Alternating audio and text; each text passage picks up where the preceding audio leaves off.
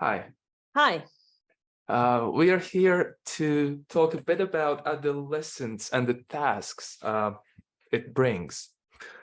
So we are sort of basing this on Bill Plotkin's thought, and the kind of overarching task of adolescence is the social individuation process. It begins with this attempt to become more independent. And in this attempt, we need to form our first social identity that is different from the one of the family. It is a movement away from the family into the wider world. And it involves a lot of changes and tasks that need to be completed in order for us to be able to do that. So it's something we want to explore a bit more. And Marisa, what would you say are some of the things that is happening through this change? Maybe I could speak to this idea first of teenagers having been given this sort of set of values from the family. And now is really the time when they start to question them a little bit more. This is part of their task. They are, human beings are designed to become their own people, to become individuals. So round about the age of 12 or 13, they do begin to have a different sort of brain development that leads them to a different sort of thinking to what came before. And so there's more questioning, and there is a move towards developing capacities around being rational, logical, and I guess a sort of linear thinking, a more scientific sort of thinking. And of course, this gets turned around. They start to question everything, which is really part of their healthy development. And so they have to question where they've come from as well, and work out, well, do I agree with what mum and dad think about this, or is there another perspective that maybe I could be considering? So this is quite a powerful journey for the teenager, and probably quite a frightening one for the parents, because it really starts to make home life quite tricky. The way that things have always been done, the culture in the house starts to get challenged. And I think as parents, and I would say that this has happened to me, we can start to feel quite defensive about the way that we've chosen to do things and the way that we live in the world, because that's what gets questioned as well. So yeah, it's a dynamic conversation that lasts several years. Right.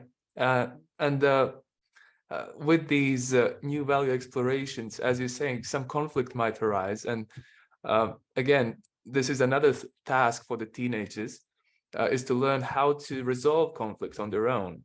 You were talking about the family dynamic, and there might be conflict at home. However, even more so with their peers. So as children generally, parents have been there to support them in most instances. But now they really need to find a way to do this on their own, and do this skillfully, as they will inevitably meet opposing views and challenging situations in which they will think that they need to argue their way and find a solution. So yeah, that's definitely another thing that they need to work through. Yeah. And some will argue, and I was just thinking about some that may not even voice that opinion. So it is about, there is this thing about finding your voice in your peer group as well. Yeah, I mean, so many important tasks really in this period. I was also thinking about emotions rising, you know, as part of this whole exploration of values and points of view and ways of being. And, you know, we know teenagers can feel things really intensely. And so there is also this this need to be able to self-regulate, to be able to realize that we are not our feelings, that we are able to step back a little bit. I mean, this is a skill that many adults find difficult as well, but this is where we get to see, where we're invited to start working with our emotional intelligence. And for sure, this has happened earlier on, some children more than others.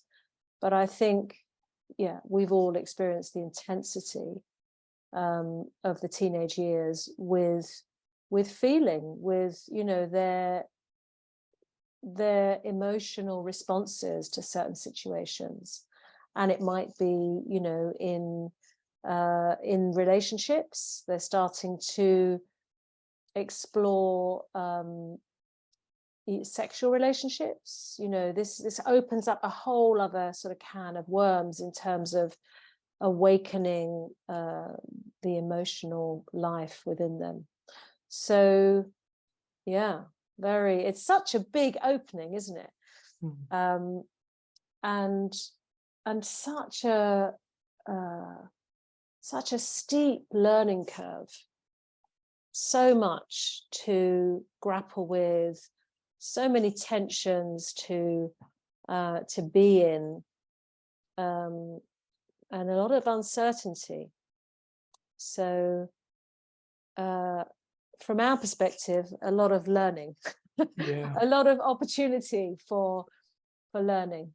And the exciting bit is also that the parents get to revisit their own learning and their own relationship with all of these tasks, and it is really an opportunity for them as well to get to finish some of those tasks as well.